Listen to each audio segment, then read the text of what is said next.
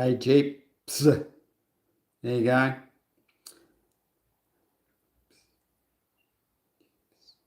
I had a Jeeps. I've still got a Jeep, a later one. I've got a Cherokee Sport. Not Grand Cherokee, is it? I think it's just a Cherokee Sport. 2.4. Heaps of power in those little things. Very economical. About 7 litres per 100k. But it's front wheel drive, which is a bit of a pain. But, it's pretty good. I had the 5.7 V8 Hemi, the old 2010 model. That was an awesome vehicle, the Grand Cherokee, yeah. Hey, today's video is about time dilation, the sun and all that. No one's ever taught about. Even flat earthers don't understand all this stuff. Unless you're one of my patrons, of course, or maybe you've been following me a lot on YouTube. You see, it just hasn't moved, my YouTube numbers, nor does my Patreon now. TikTok doesn't go anywhere. Ooh, they know old Lindsay knows everything. I can only put it in a book now. It'll come eventually. I'll break it all down in a book.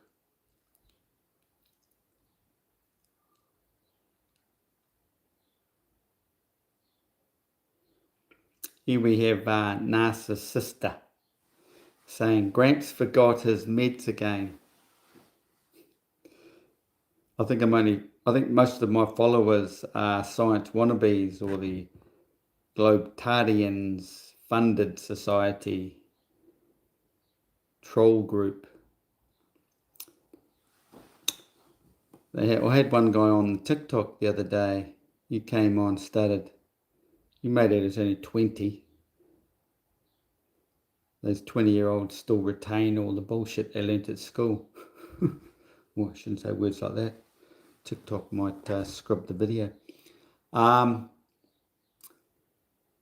to confuse the magnetism, the physical magnet we hold in our hand with the magnetic field of Earth.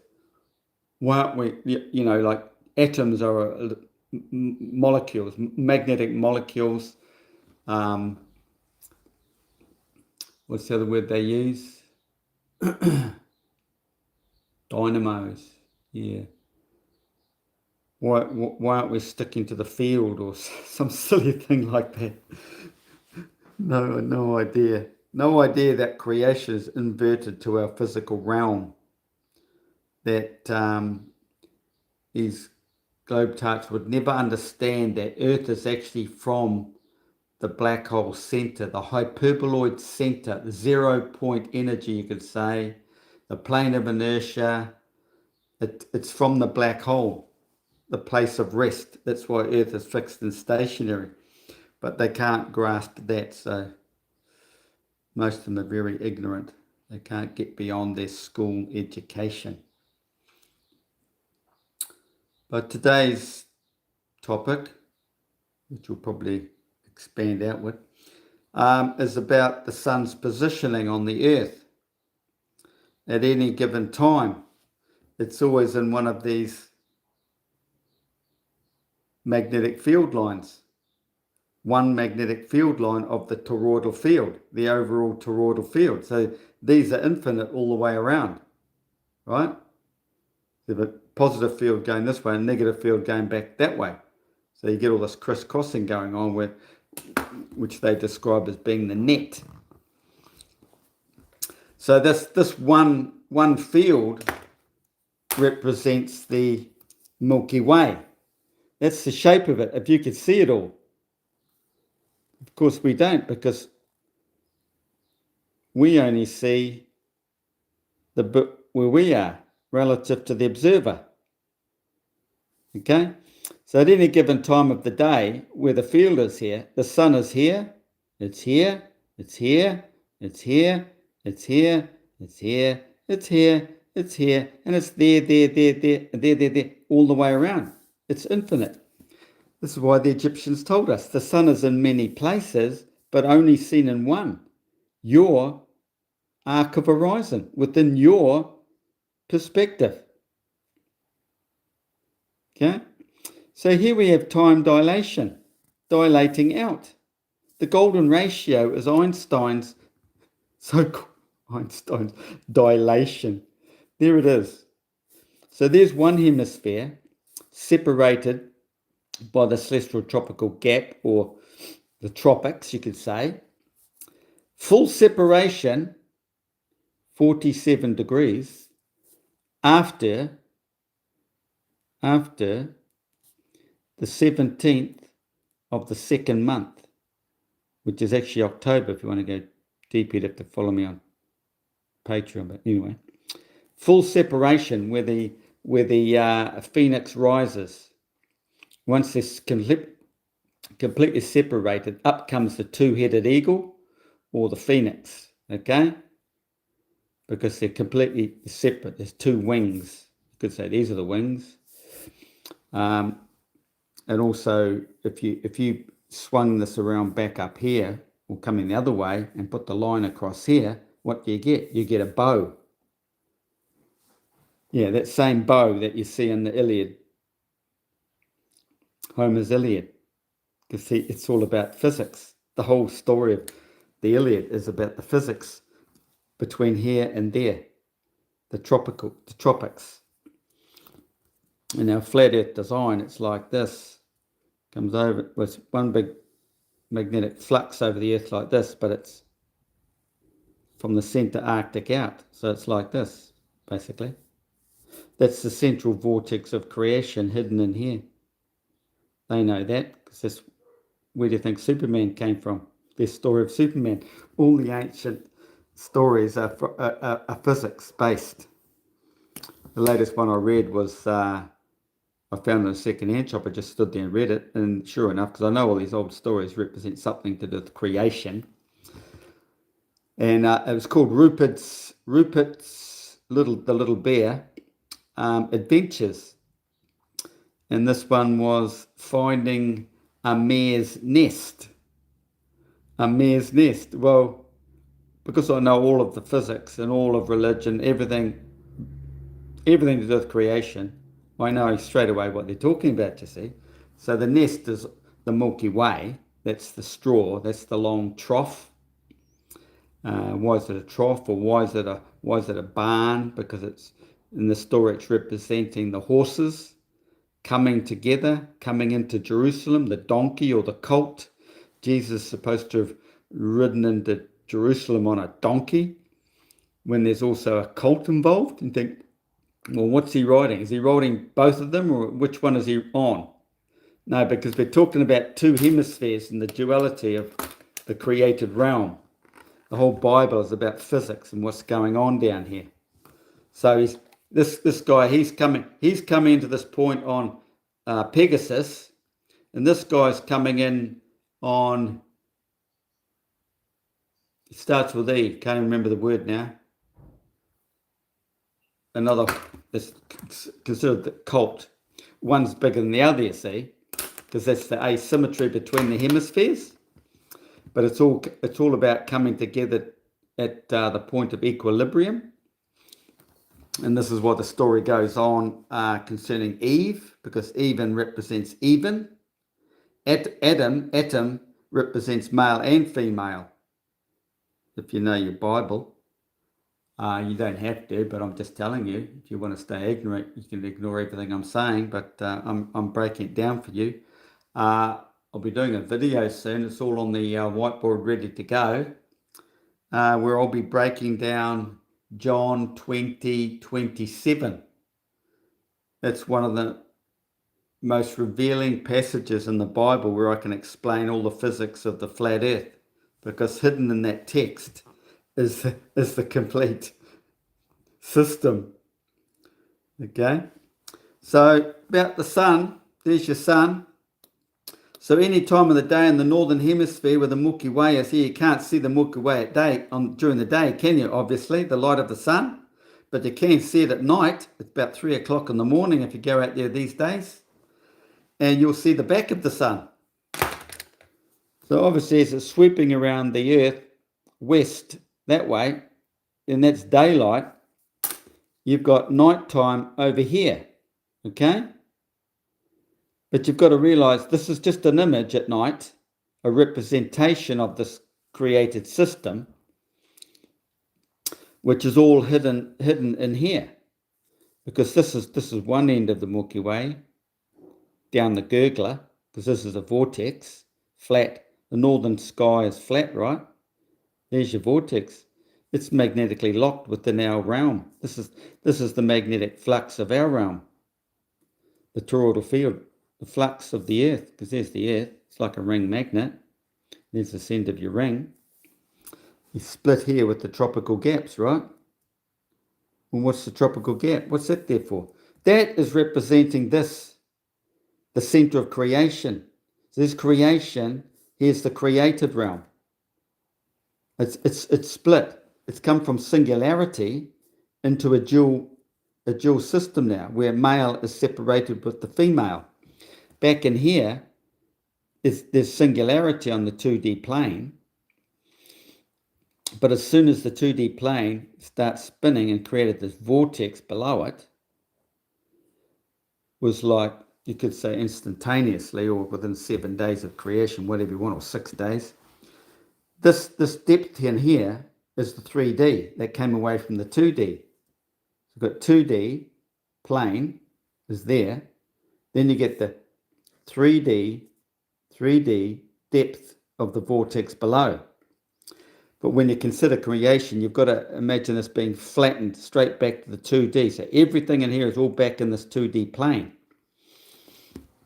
Just like when you see a Ken Wheeler video of the spheroid cell illuminated around the horizon, you look down, you've got all the 3D depth, right? But looking this way, there's nothing. It's the same thing because it's the sun. Because he's illuminated the cell from with all those little LEDs around the horizon. Well, what do you think we've got on this? This is the one end of the Milky Way, the center black hole. What have we got on the horizon of the center black hole? The sun. That's why the sun and the Father are one, but dual. Okay? You can't have the black hole down here without the sun, because the sun has illuminated all this 3D depth. You can only have it as a 2D plane, looking down on it. There's black hole center, sun on its horizon. There's a 2D plane. It's this thick, not even that. So, people can't even get their head around the fact that Earth came from this, nothingness. This all collapses back to the 2D nothingness plane. So everything all works together. You can't just pick one and go, this happened, then this happened, then this happened, then this happened. No, it all happens at once. The 2D plane becomes this 3D vortex. The 3D vortex creates the S cycle inside it, creates the center of the Milky Way, creates our realm, the toroidal field out from it, creates a tropical gap that imitates this black hole gap. So this all the way around here, let's say there's the tropics. It's a lot wider though. You'd have to go 2 of these. Tropics all the way around here represents all the way around the black hole, Okay? And the 2 fields that come together. So we've got the Arctic high pressure field coming over here. It carries the magnetic field. You've got the Arctic field coming over here to here, carrying the magnetic field, and the asymmetrical. This is electrostatics here because of the friction of the asymmetry. It can't be equal, although this is the time of year it is, but it's a different story. Our realm cannot be balanced, otherwise it wouldn't exist. It only exists because of this asymmetry and the friction. This is why we have good and evil on this earth. There will always be wars, as it states in the Bible or Plato or some of them older books, because of the friction. So you've got to realize this is hell. You don't have to treat it as hell, but heaven is up there. Heaven and hell, as above, so below, they say, but we are fallen into this hell zone to make good. Basically, that's what you're doing. At the end of the day, you have to wake up the two hemispheres of your brain so they sync and become one here in the center. That's your third eye. It's the same as the earthly system. See, there's a gap. And there comes a time of the year when all these stars, well, not all of them, this star system moves north right up to this point, around here. And it's this moving north that changes the constellations with the overlay, being this star system overlaying with these stars. Okay? But on top of that, to complicate things which people will never understand, is these stars are these stars, except they're inside out, inverted, mirrored images, and more widely dispersed. This is when you start, you've got to understand things like, or Walter Russell's book, Something of Light. You're getting fields sort of, coming down like this, and then we're coming out like that, or coming in like this, and then going out like that. You get the system going on, and then you bring the two together.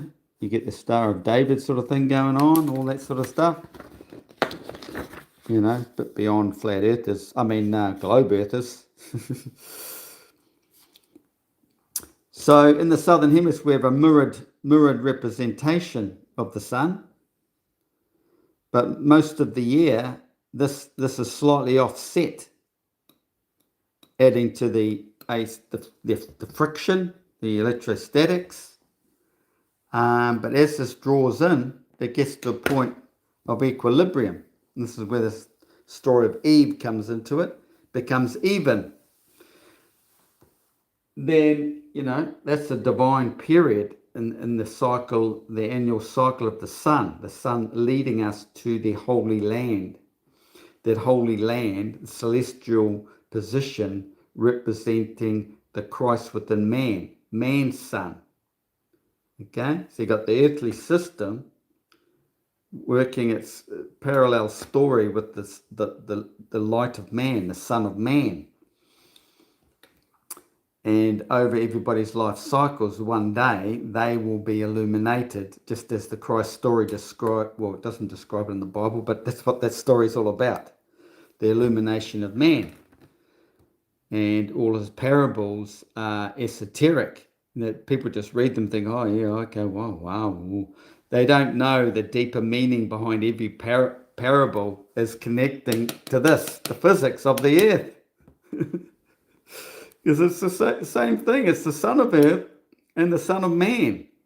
So you consider the two hemispheres of the flat earth and the way everything works, or the two hemispheres of the human brain. Okay?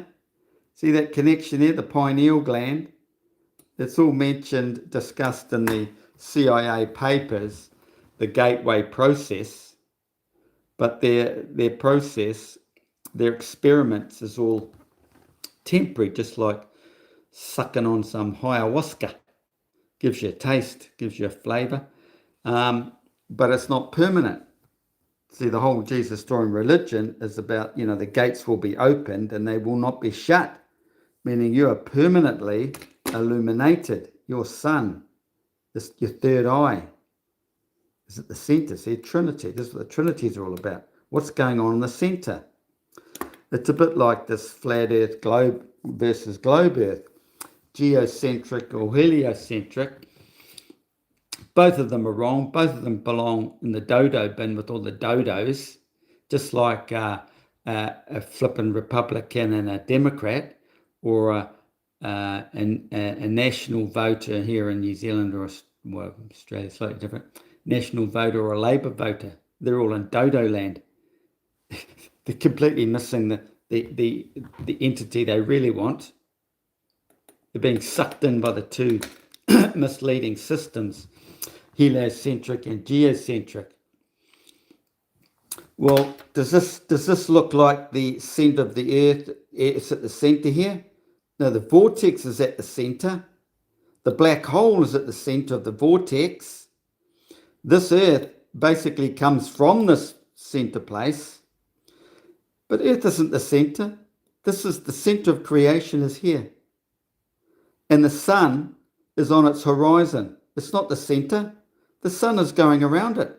The sun's going around the horizon of the black hole, just like all the other planets are going around. And blow me down, look at our latitudes, imitating the ecliptic plane, just the same as the planets. All the planets are on concentric circles like this. The sun is on the horizon of the black hole centre, but it's connected to the Milky Way, look. So as the real sun in here, hidden sun in the centre Arctic, in here, up here on the 2D plane, turns around the hidden black hole, this is also turning, sweeping around the Earth. 15 degrees per hour. That's giving us time dilation. Look, time dilation and 15 degrees per hour in longitude is going to give you your GPS, isn't it?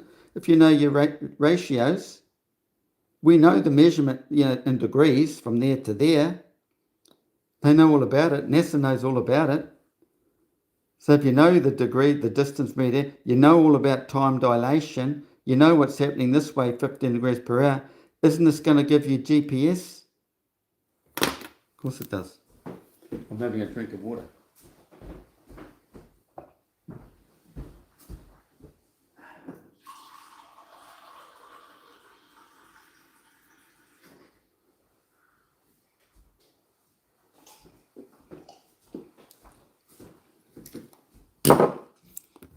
Notice it's curved. So in Globetardia, that curving field, because this is infinite, only one is the Milky Way. The rest are magnetic field lines coming out that do not affect the sun because the sun hasn't arrived yet. So both hemispheres have the system going on, and we're led to believe the sun is in between the tropics here, right? And that's understandable in what we know about physics, because it's being created here by the changing magnetic fields of the two hemispheres. This is an asymmetry here. So it's all about magnetism. You've got a North Pole and a South Pole, right? But in reality, they're only hemispheres, okay? So magnetism is asymmetrical. They're imbalanced. So what are they trying to do? They're trying to seek balance. But because this side of, right here at the boundary of Capricorn, it's the South Pole, and this is the South Pole, do you think they're ever going to merge? No. And North Pole is back in here. That's where you assume sigma octantis is. 66 point, they say 5, in some ways it is, otherwise it's 66.6. And you've got center in here. Okay, so when you look at this system here, you understand why that's 66.6. I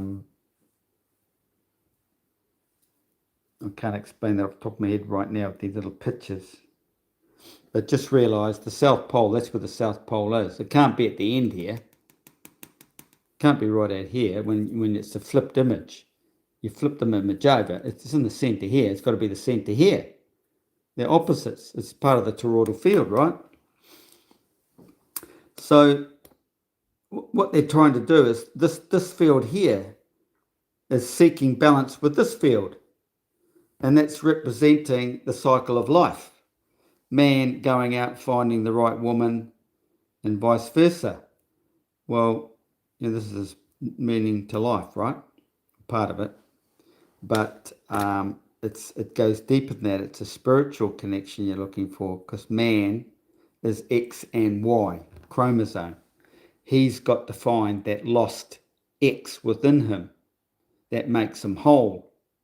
A physical woman does not do that. So this is why the Bible sort of leads you down the path thinking, oh, the woman is evil, or even calls her a W-H-O-R-E. I think it might be in the Bible. Might have left that bit out, but other books describe it as being that. Now, what they're trying to say is man's excretion of his, certain fluids prevents him from waking up. Okay? It doesn't mean you're supposed to be, what's the word? Not doing that all your life. No, it's only leading up to a particular celestial alignment, like 7 days of purification. You need to be pure 7 days prior to your awakening, basically. But this going a bit deep. Let's get back to the physics here. Okay, so what's happening is, so you've got north in here, and because most of the year they're offset, so they're trying to come back and find equilibrium. So this north, so just spin this a bit, it starts spinning, offset it, like, still call it offsetting, because this is marrying in with this. It's getting drawn into here. So as this revolves, it's getting pulled in magnetic-wise. The north and the south poles are merging. And at complete separation, they are definitely both south poles. It's full separation. Otherwise, it's sort of, you could say, offset. Okay, so look, it's getting a bit closer here once you pull south over that way, if you know what I mean.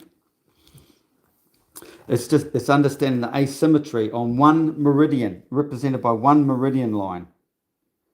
You break it down to man. Man is the individual. On an earthly system, you wouldn't understand. You've just got to constantly think of it as just one's man's perspective, one meridian from north to south. Okay? Or should say, not even north to south, because they're both north, these Arctics. Northern hemisphere to southern hemisphere. Okay? So this is what's happening. And in the one book in particular, like the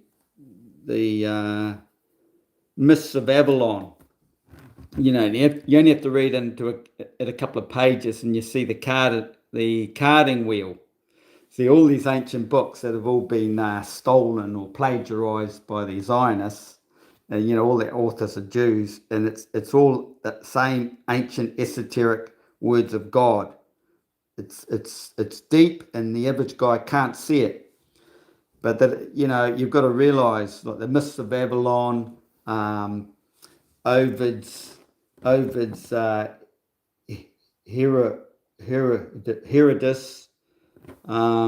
King Arthur, Alexander the Great.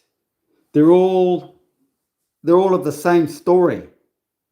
A lot of them are using all the same words and names, but there's thousands of stories about it, and they have all these different names. You've got to try and figure out which one it's referring to. Like, one name will represent the moon, one will represent the king of kings, which is the sun. One will represent the typhus or typhoon, or which is the black hole, the vortex, or the Milky Way. Dragon's the Milky Way, fire-breathing dragon. Why is it a Milky Way? Why is it a dragon? Because the bloody fire's in there. The fire. But you've got to realize it's all cold fusion. This pure plasma up here is cold fusion. The high pressure, the cold coming off the Arctic center is spiraling up to this room temperature cold plasma here. And from over here comes the other end of the Milky Way, which is warm. So this is cold, this is warm, and that's mentioned in, I think it's Plato's dialogue. One end is cold, one end is warm, because in here is where all the energy is being created through electromagnetic induction or capacitance or electrostatics through the asymmetry, between the hemispheres. Same thing. This here representing this and this. Ascending the field over into here, because this is the core of the Milky Way is low pressure, and this is high pressure being sucked over there. Or you could either look at it that way, high and low pressure, or temperature, hot and cold. Okay? And then it extrapolates out, it goes into frequencies. I'm talking about frequencies because the sun, you've got to understand the sun is in here and it's sweeping around the earth because it's all governed by the central turning vortex of creation in here, turning 15 degrees per hour, and out from its center, like further out, it's going to be slower, isn't it? Well, that's where the planets are, getting slower and slower. It's dilation, expansion. Gee, what do we have out here? What do we have on the flat Earth system? Wow, time dilation, expansion. Maybe that's how they came up with the globe. You dilate out from here, and at the other end, it's dilating out this way. Wow, mate, it'll look like this. Gosh. Then we come up with the ball idea. So we get a big fat center part of the ball and dilation out like this. Wow, amazing. So the fire-breathing dragon is the Milky Way. It's also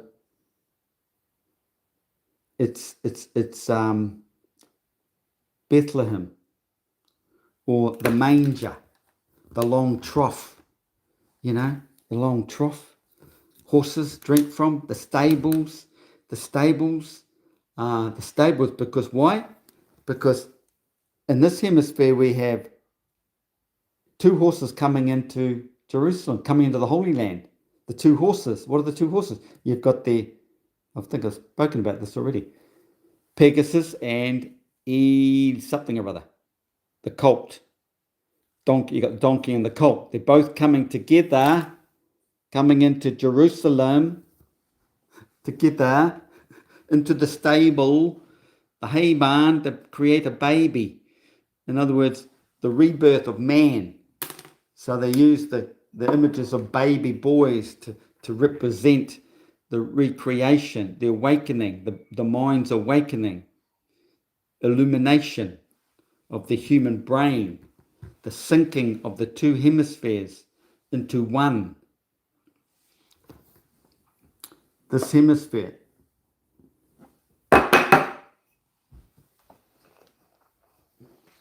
This hemisphere moving up like this. There.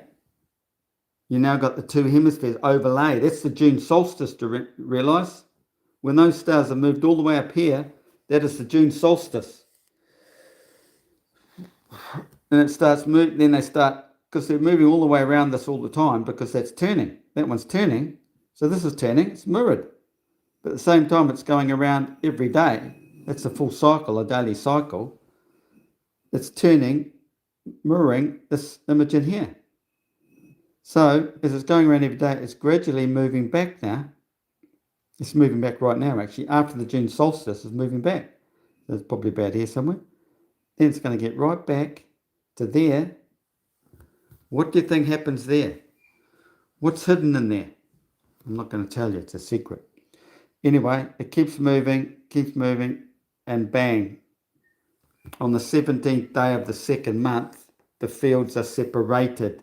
The phoenix rises. Why is the phoenix? Why? Because it's two-headed, two-sided, looking this way, and it's looking that way, showing the duality. The system is over. The whole spiritual, divine story of man's awakening is over. That man has now, he's come out of He's crossed the Red Sea and gone across the tropics, because that's what the sun does, you see. He's crossed the tropics. 40, see? The magnetic fields are all curved like this, right, on each hemisphere, right? But between here and here, it's direct. That way or that way. Your needle's pointing either way. You can put the frickin' green sticky bit there or the green sticky arrow that in. It's just the same thing, because the field's both ways. Okay, they suck you in, and there's your north. So I'll put the sticky thing that points the arrow that way and say that's north. No, north's here too. They're both norths.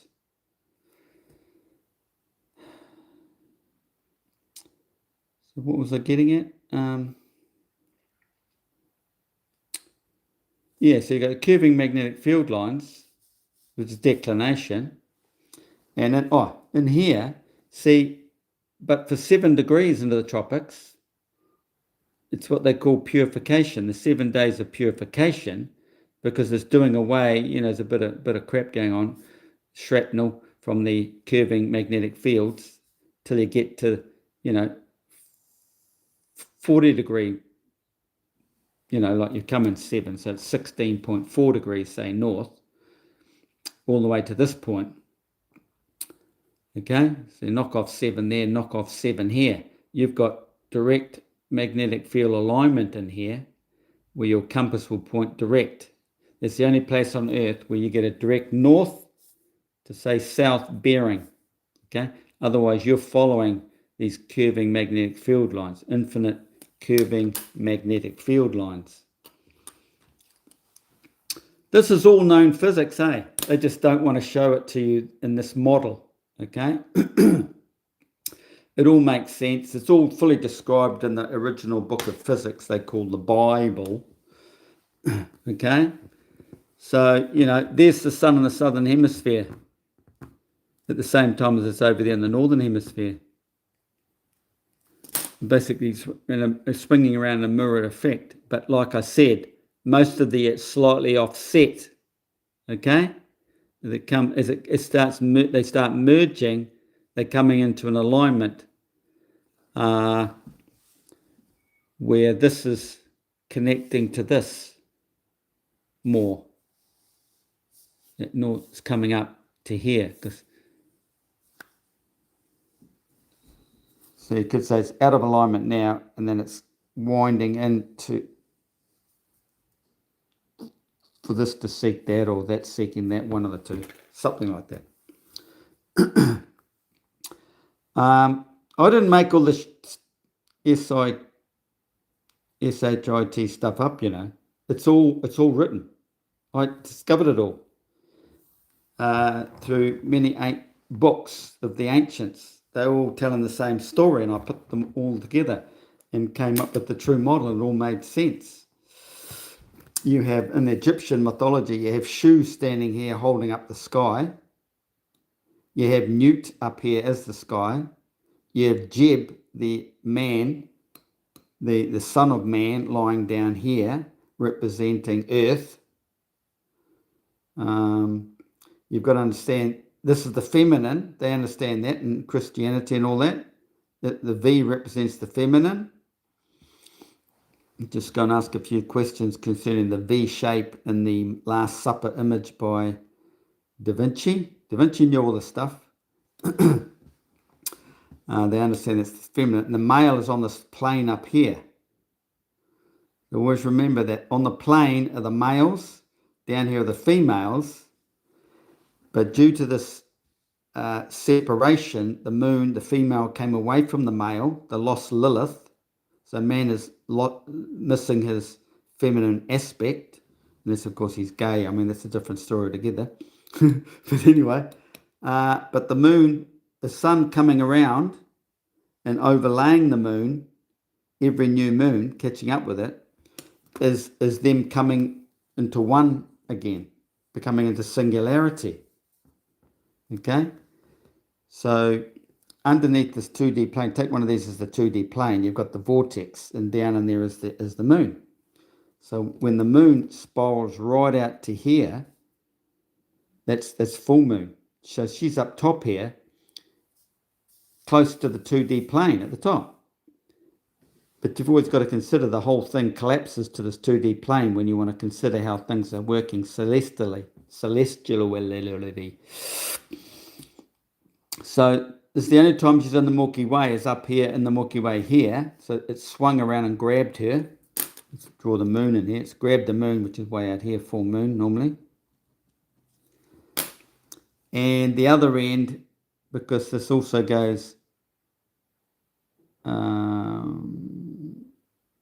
well, you've got the other side.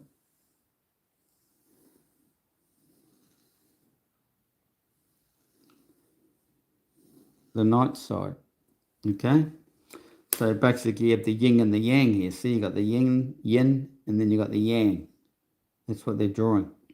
So the moon, the new moon, well, the new moon's in here anyway. So the new moon has spiraled back in, right into the center core, which is representing the core here above, because the core is up here and it's all the way down there. So as the moon spirals into the core down here, she's spiraling into an alignment with the sun again. They become one. Singularity. So there's only two times that she's basically in the Milky Way, is here with the sun and here with the sun at full moon. So what happens is this Milky Way moving this way, swinging around the earth, catches up to a planet and overlays the planet. So now you have this, and this. The black hole is the father. Here's the mother, Mary, the full moon in her full bloom, and the son of man, representing the son of man. Because the sun can be anywhere, it's in here. But you've got to revert back to the original sun. The plasma is always here. It's always in the Milky Way here. So this swings over. This is out in our realm, you see. This is all back in creation, hidden in there. But extrapolated out, this is our realm out here. So you've got to imagine the big arm is swinging around, catches up to a planet and gets lock on. What do you think you're going to get? If this image is presented out here as our sun, forget the moon now. Let's say our image is out here in the tropics is the image of the sun. Or follow it around like that if you wanted to. There's our sun. Well, if this has come into the pipeline, it's going to block the image of our sun. And if it's sweeping that way, which way is the shadow going? Well, it's going to go that way, isn't it? It's simple. There's a no-brainer. So this is what's happening. This is an image of what's going on in here. And the planet blocks it. Okay? So depending on which planet, whether you got this planet, Mercury, Venus, Mars, Jupiter, Saturn, whatever, is going to determine how long that shadow will last for, how long the solar eclipse will last for. Because this one, as we come closer and closer to the field in here, these planet cycles are getting closer to the sun cycle, but they're not. They're a long way out. But anyway, they're a lot slower out here. So you're going to get a longer, like what's coming up this year is, they say, is one of the longest or the longest solar eclipse we're going to get. That could represent Jupiter or even Saturn. Because they're going to... No, hang on, it's the other way around. It's the other way around because these are so slow compared to the speed of the Milky Way. It's back in here. Okay, so we must have Mercury. This long one must be a Mercury alignment because it's getting close to the speed of the wave, this Milky Way wave. Okay, so the short, quick eclipses will be further out. Understanding that? Yeah, so that involves the new moon. So the lunar eclipse, you got the full moon out here. You're getting a similar effect, a shadowing. So you just got to realize the difference between the moon and the sun. The moon is basically the negative, the sun is the positive. So it's a bit different. It's just shadowing, sending a change in the frequency. It's all frequency based. You can think of these as sound waves. It's the same thing. All the sound coming out of the black hole center. It's coming out all these sound waves. And you're basically playing the notes. Here's all the notes. The different frequency bands, right? This is how we see the Earth. From our perspective, it's all vertical. We see one half of it, don't we? There's a day side, and then there's a night side. But it's not under us. It's just moving away. Everything goes up and over your horizon to go down on your horizon, to go out of your horizon, or it's coming into your horizon. And as you move, this wheel's basically rolling and everything's going out of your perspective, out of your 3D dilation, 3D perception, because everything is of the light. Perception within the light.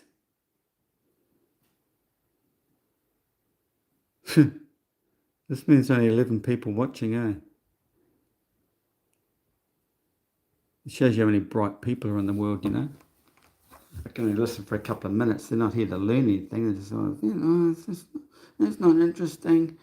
I want a pretty bag to look at or some fingernails to paint. Yeah, so there's all the physics of the flat earth realm, understanding, like seeing the sun, like when they talk about Aristophanes proving they lived on a ball. You start questioning ChatGPT and go, hang on. They go, oh yeah, that works if you consider the earth as being flat. I says, yeah, well the earth is flat. You have to be an idiot and consider it's a globe to get all these weird stories.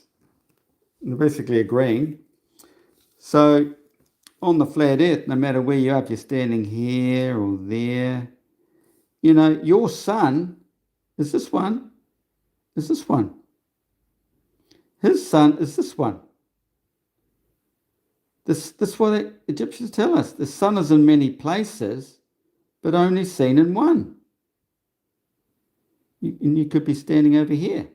Let's say you're standing here, or you're standing there, or you're standing there. You're all on the same side, the day side, or someone out here. There's his sun. There's his sun. There's his sun. There's his sun. So if it's swinging this way, it's all swinging that way. And the sun's obviously past this guy. It's going into the afternoon. This guy, right in there, it's midday. Midday. There you go. So the field starts weakening as it moves away. Was it coming in? Stronger field.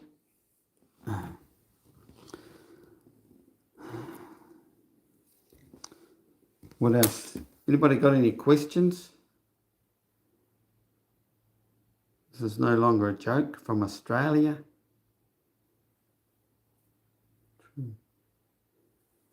Have another glass of water.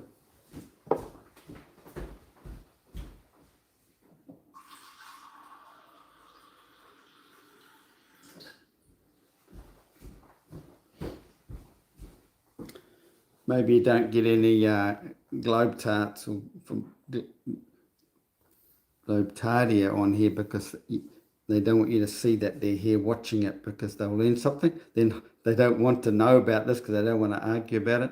They can't argue about it, so they pretend they don't know about it. So they ignore reality and just focus on their silly stuff, their silly system.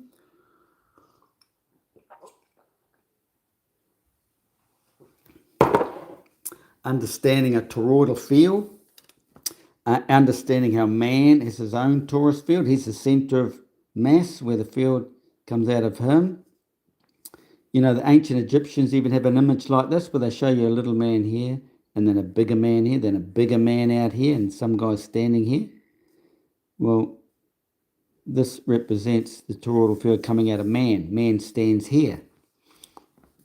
This is his hemisphere from there to there. Okay?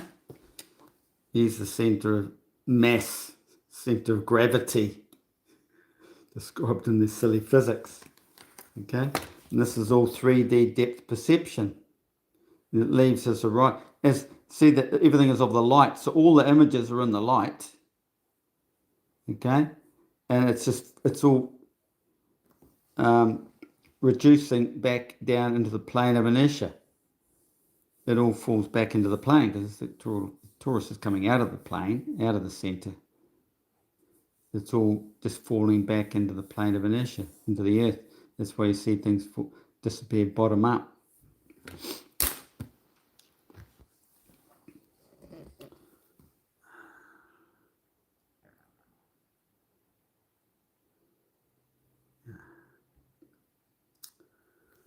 When the sun is at the equator, there is no turning right or left. It seems straight. Yeah, probably. So it is, in here, everything is straight. Like, that's a straight passage. You only see this when you're doing star trail photography. You see all the rotation of the stars here. You look to the celestial equator, everything passes through here dead straight. There's Orion's belt. Okay? That time of the year, when you get this right between here, is representing equilibrium. Okay? There's a divine period when that is between your north and south. Okay? That could be deceiving too because of the curving magnetic field. It could be slightly either side due to the offset, because nothing becomes perfectly balanced until this field is in this perfect place called the Physica Piscis. The time of the year, the Physica Piscis, with that in between there and there, and the full moon is in your sign, you could be a lucky person. You could be a Jesus. You could be a Christ. You'll be Christed. Christ Ascension. Another long story.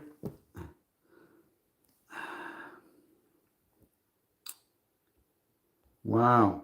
That's all, eh? There was only 15 people here max. The only people learning stuff is the same people that are by my side at most times anyway. That's Jeeps 311. This is Beyond a Joke. He's been around for a while. Sarah Vale. I think she might be subscribed to me. Yeah. Hardly anyone else. Wow, see all the brain dead are gone. Living in Dodo land. I bet those flat earth sites are full of them. Earth strong and free. There's a strong force and a weak force, you can say. There's a strong force in the centre Arctic. That's the northern hemisphere in here. There's north, south is right out here. So you got the strong force and the weak force.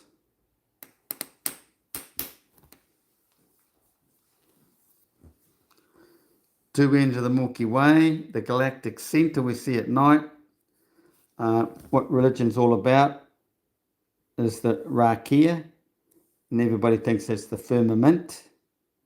The firmament is this and this, two south poles, two like poles create a firmament, and in the firmament we have the voltage, the sun. You call it the vault of heaven if you want. But that represents the sun because the sun gives us the 3D depth perception, the illumination. There's the vault. You call it the vault if you want because it's all illuminated 3D depth, which comes back to one flat plane like a mirror. Why does a mirror have all this 3D depth in there? This is what we're looking at. We think we live in this 3D world. You just look at yourself in the mirror. A lot of esoteric stories talk about mirrors. That's what it's all about. So they call this the vault. It's only illuminated due to the sun. The vault of heaven. There's the vault of heaven. There's the firmament. So you can turn it around and put it this way if you want. This is how we see the world. You stand here like the center of creation. We're perpendicular to creation. Okay? Perpendicular from the creator. This is the creator. We out here are seeing things pass over us instead of going around us. Like if we stood here in the black hole and saw day and night, we'd stand here and see it all. But we can't see day and night together, the whole 24-hour realm. No, it's hidden from us. It's the clever art of the creator. We're in the hemisphere. So each hemisphere is 180 degrees, right? Times 60 nautical miles equals 10,800. Well, come night time, you put another one there, you got another 10,800. Gee, I wonder why that equals the same diameter as the tropics, as this point here. They say, they only mention the equator. At the equator, they keep saying. They don't tell you about time dilation, where everything dilates out, so everything is relative. So that distance is exactly the same distance from there to there, or there to there, or there to there, or there to there. They're just a pack of liars. Everything dilates. Your aeroplane is this big, or it's this big, or it's this big, or it's this big. You can look at it that way, or you just reduce it back. Reverse dilation. So you got dilation to the equator, reduced dilation, but it's not reducing. You've actually dilated out of here. It dilates out of there, and it dilates out of there. So you put all these together, you come up with a globe idea. It's a similar model, but it's just the model, it's just like the map, a Gleason map, or a Mercator map. The Mercator map shows all the parallel arcs of longitude because it's all equal, it's all relative. Or you go to a Gleason map and show all the dilation, expansion. Australia being stretched out like that. It's all scientific. It's all relative to the arcs of longitude. Nothing complicated about that.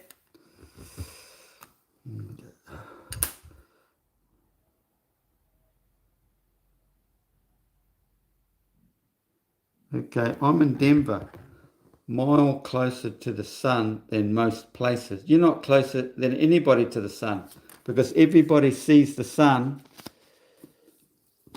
equidistantly on his arc of horizon.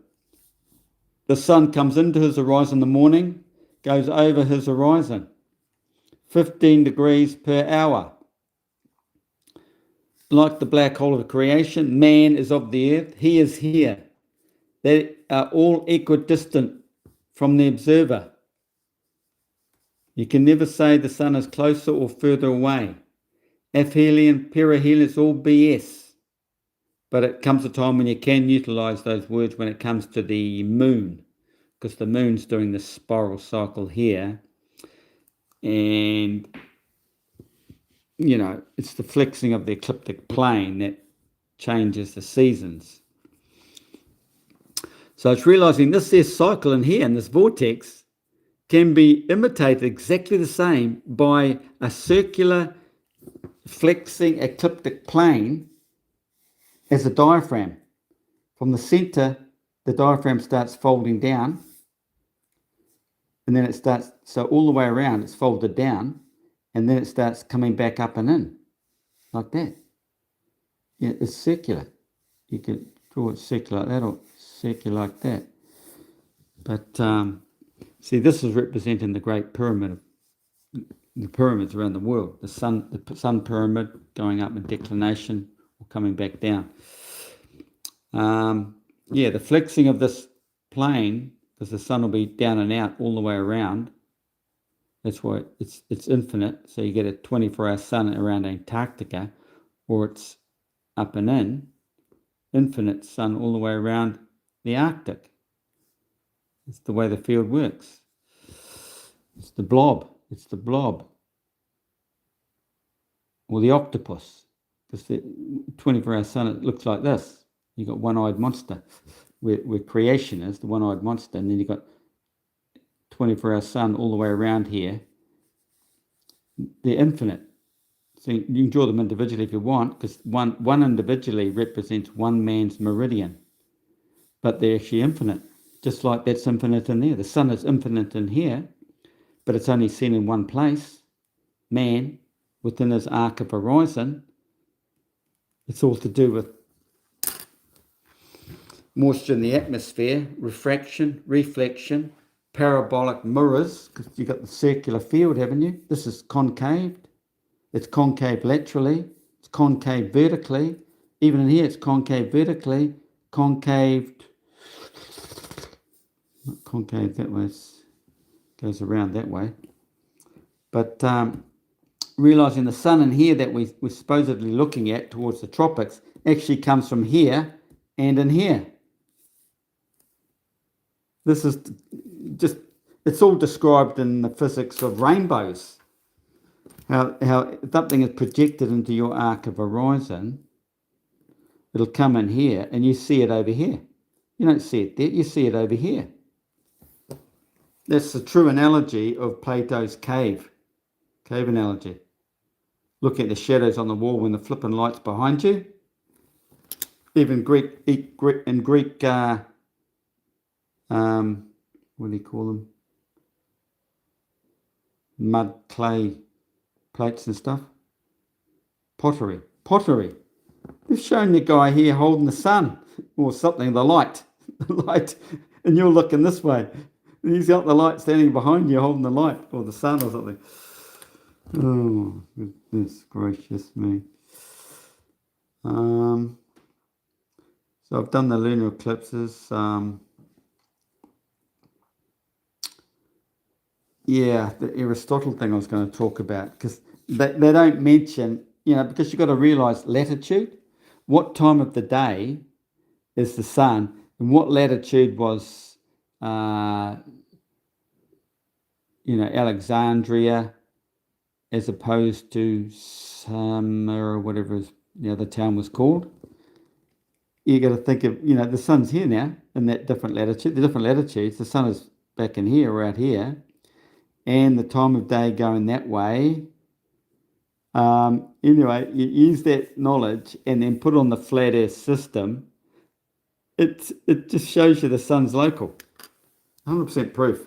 Even that experiment, a couple of, guys from Globetardia did this experiment in Saskatchewan, Canada, big long straight. He's back here, he's back here. He puts a stick in the ground, there's a shadow. He puts a stick in the ground, there's a shadow. Slightly different. And you listen to the time of the day they mention. It's in the morning or whatever. So you want to know his time of the day. Even down to the last minute, and where he is in the time of the day, in the last minute. Working on the system here. And it gave you the sun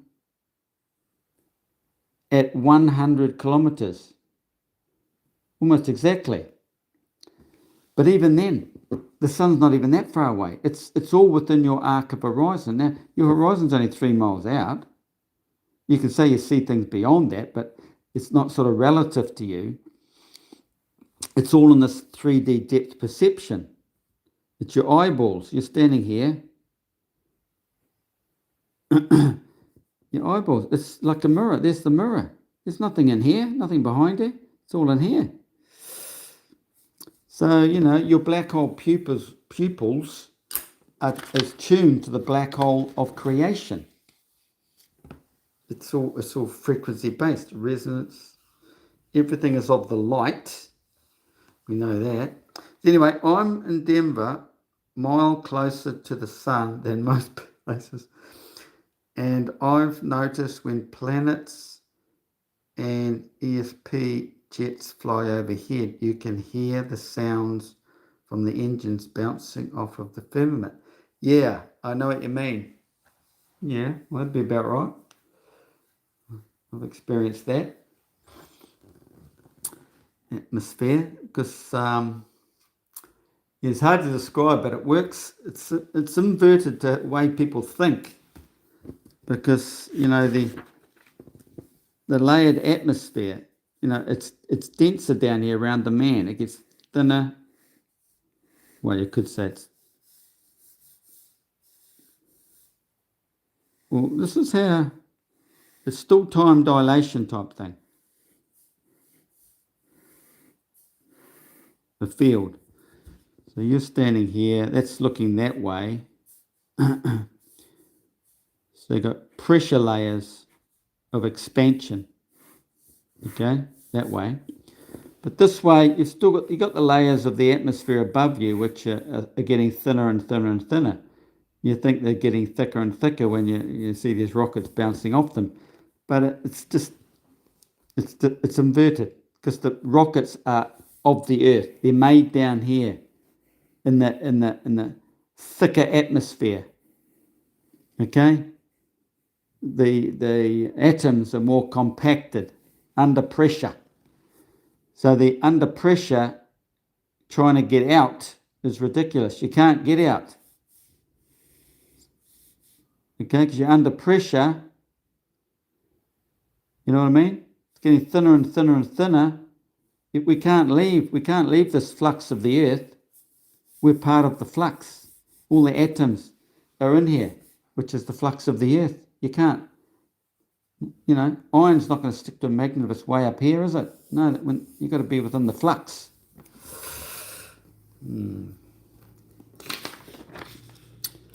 Anyway, I think that'll do. Let's see some more questions.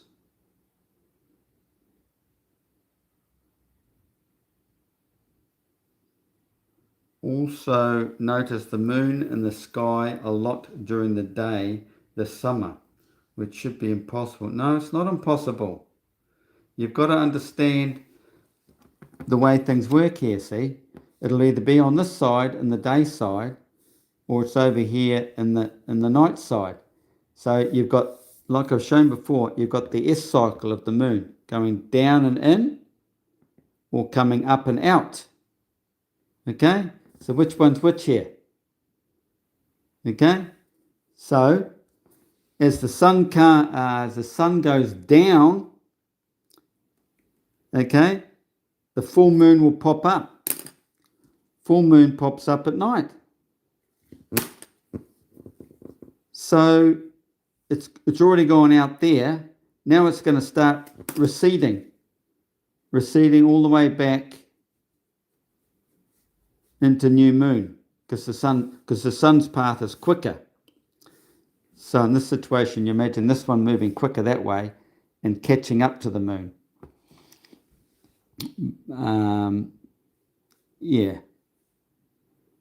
So the full moon's reducing back in like this, and then when it gets into here, it's new moon, and then the sun path races away from it after 2.2 days, leaving it behind. Okay, then it starts coming out. So you draw another one here. It gets left behind, coming out. So each day, look, it's getting further and further away from the sun, till the sun goes right round and catches it again. Okay, nothing moves quicker than the real sun. The real sun connected to this Milky Way here. It passes over the planet, passes over the moon, whatever. So remember, you've got the out cycle, or back in cycle from here. In cycle, then you've got the out cycle.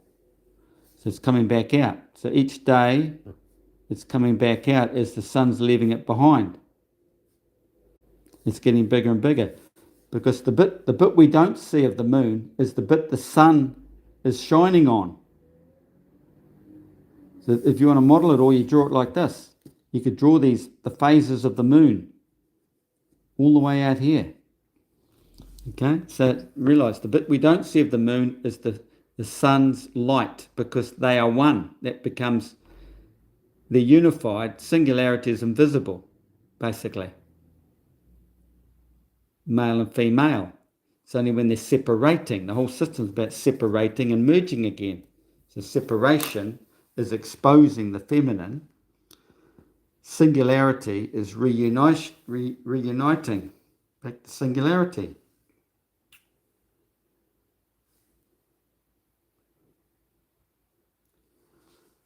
But our elevation is higher based on sea level. We are the mile-high city, I guess, allegedly. You can be as high as you like. It's all about man's perspective, man's horizon. It's nothing about the Earth's horizon. It's about you, your eyeballs, in the 3D depth. But, yeah, if you're up the mountain, you see further, because you've basically, it's like a rainbow. You've raised your rainbow. Rise up, Daniel. The arc goes up with you. So you're down here, you're rising up, the arc's going up with you, because it all has to stay equidistantly away from you, okay? So if you moved up to here, then the arc's going to go up to here. Okay, and as you get up a mountain, what do? You can see all the way around you, can't you? You're up the mountain, look, you can see all the way around. You couldn't do that down on the plain. It's a no-brainer. What if rainbows aren't what we think they are? What do you mean? Go and read the physics and you'll find it's all correct. I follow another researcher on YouTube who has documented that rainbows are always in the same place. No, they're not. Relative to you, yeah. The sun will always be directly behind you for a rainbow. Unless you're sort of looking at it on a slight angle. If it starts appearing on an angle, which I don't think it does. But anyway, it's all about the sun being behind you. And this is why in the Noah story in the Bible, it says always remember, you've gone through this event, you remember the rainbow, because it's the same thing if you understand the physics. When they describe the rainbow, they're basically describing, the earthly system, the dilation, the fracturing of the light. Yeah, I just looked into that a couple of days back, but then I've forgotten already, see. What's your purpose here? Educating the wise people? I mean, the Globe-Tardians aren't wise, so they won't understand me. There's no point in getting through to people who aren't looking. People who seek the truth find the truth, you see, mate. So, yeah. If you don't understand anything here, you might want to go back to the crayon board. There's plenty of flat earthers out there just starting up too. Just follow them. Have a race to enlightenment. Who gets the whole picture first?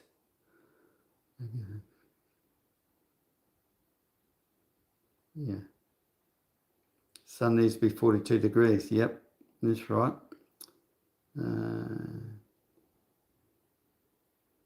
How can planets be central to a total eclipse? Because they're in the Milky Way. The Milky Way has just passed over them. This end of the Milky Way is sweeping over. There's the Milky Way sweeping over this is the ecliptic plane.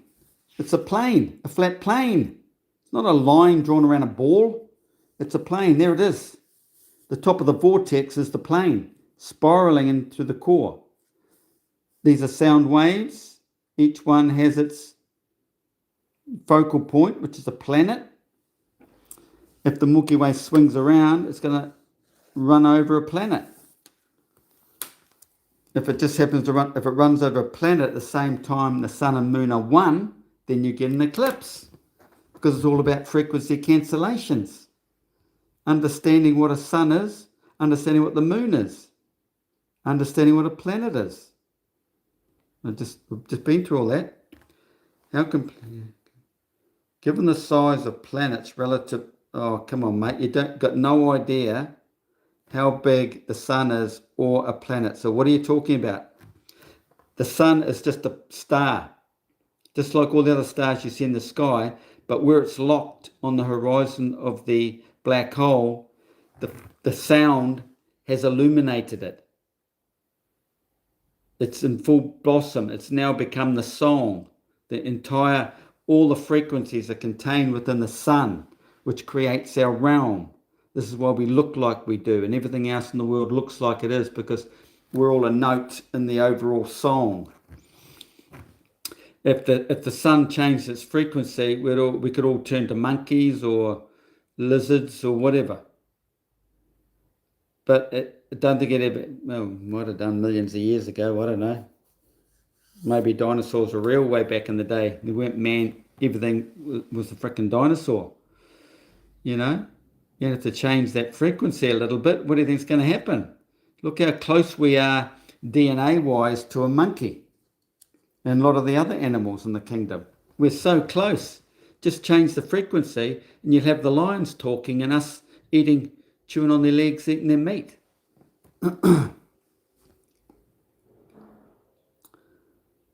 Given the size of the sun. It's all music, thanks, yeah. So the sun is the king of the kings. So he's fully illuminated. So you can consider these as kings, planets. Oh, phone's dying. Hang on a minute.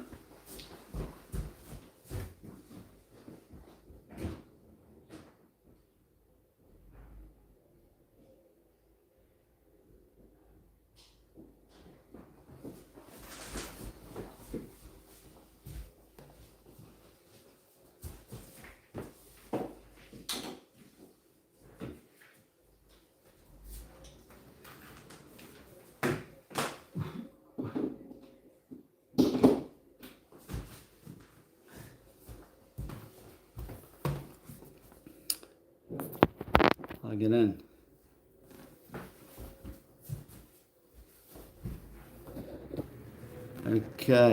Okay.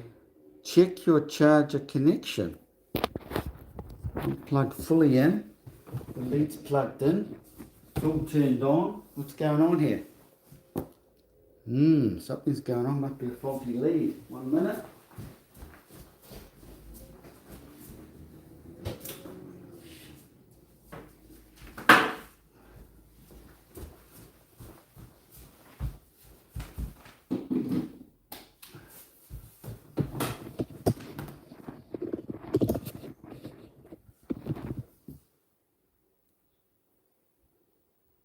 Still saying, oh, I think it's a bit better now. That's a bit weird. Okay. Where were we?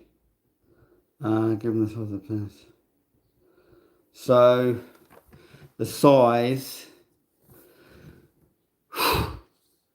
Well, the size is the size. Nothing to do with what science tells you. They're all actually sitting on the skin of your eyeball. That's the size. The sun, you have to stick your 2 fingers up and try and get the diameter of the sun or the moon within your 2 fingers. What's about 5 mil? Well, what's the diameter of your pupil at that time? It boils down to that.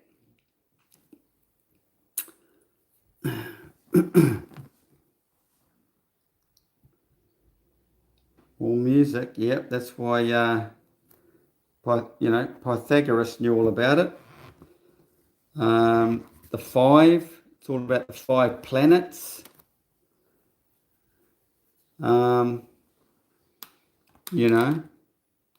could tell you a few other secrets, but I'll leave that for my Patreons. An ancient depiction of cosmology, all the luminaries are concentric rings. Why is that? Because they are. There's the plane there. It's the plane. The ecliptic plane. What's going to sit at the top of a vortex? 3D vortex, you've got a circular plane, haven't you? Well, it's the 2D plane. And it's all about waves, frequency wave. All the sound comes out of the center. Drop a pebble there, acts the same as the sound. Sound wave comes out. And it's the bands that the frequency, I don't know what they call it, pressure band, pressure waves anyway. Pressure, higher notes, weaker notes, high notes. Yeah, this is blue, higher notes. This is red shifting, isn't it? Red shift. Should be using this one. Red shift. Blue shift back to the center. Okay? So you're getting a higher frequency in here. So you could say the king of the kings, which he is, has to do with Mercury. That's the highest frequency. So when there's a celestial alignment involving after a solar eclipse that involved Mercury, then you've got the messenger, haven't you? You've got a Jesus, because he's the messenger, God's messenger. And that's the whole story of illumination. Illuminating your sun. You go and track all the sun's movement through the analemma. You get to understand all the religious ceremonies. They say that they don't worship the sun. It's all about the sun. The people who go to church and donate all this money to those corporations have no idea what they're doing or listening to. Church isn't going to get you to the Holy Land, I'll tell you that now. It's opening your brain up, opening the mind up. No one from Globe Tardia will ever find the meaning to life. He's got probably hundreds, if not thousands or millions of life cycles to go through because he's stone dead ignorant.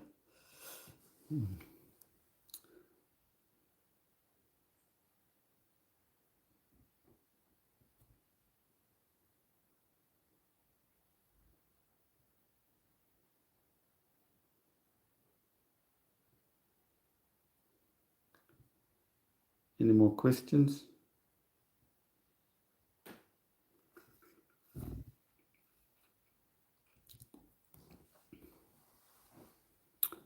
You know, even the flat earthers are too ignorant to come on here. Some of these guys are big sites. They just stick to their own. Half of them are flipping shills, I reckon. Welcome to live chat. Remember to guard your privacy and abide by community rules. They just keep going on about the same bullshit, eh?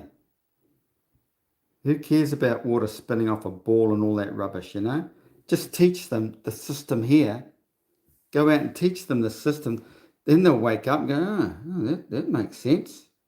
We don't have to play along with their dumb globe theories and try and counteract them. What's the point in that? What would you want to go and debate one of these brain dead Morerons?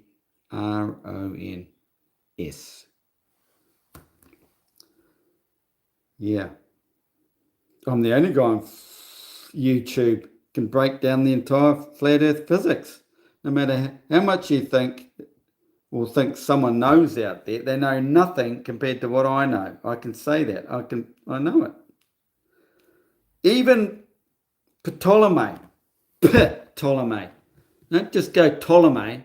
Understand what the P means. Ptolemy. He knew it all. But what I can't figure out is I think they just threw in the old epicycles at the end because he's trying to appease man. And basically that's what man perceives. But he doesn't understand. But I don't think, I think they've fudged it. There's no way. Ptolemy knew they're all on concentric circles. And there's flipping going in and out from the sun and that. It's just a load of garbage. You've got to realise the whole globe theory of ellipses, elliptic cycles and all that, all garbage. because what they've done is they're focused on the sun here. They're focused on the sun in here on the horizon of the black hole. So, of course, you're going to have this oval shape because you've got the hole and the head representing the sun. So even there alone, you have the shape of a baby, you could say, because you've got the head of the baby and then you've got the black hole, right? There's the Christ story, the black hole, the father, and right there is the head is the sun. Well, this is going around the black hole. They don't tell you that. So they come up with their ellipses, so the system's going like this. There's an ellipse because it's about the planet. So let's say the sun's coming this way. It's in here, right? So it's swinging around. The Milky Way swinging around because that's what the sun's representing. And it's approaching a planet. So there's the planet, right? So if the whole Milky Way is moving that way, approaching the planet, they want you to think that this planet is going towards the sun. No, the sun is freaking moving. They want you to think that's going that way. Oh, it's retrograding now. And then once the sun's passed and the planet ends up back here, oh, then they can see they're both going the same way. This is how simple they are, you know. And it's all about, okay, there's the ellipse. So they want to put the sun here. How's it work? You put a planet out here. I haven't got this on my mind, but anyway. Yeah, so when the sun comes around here, we're looking at it from, say, one direction.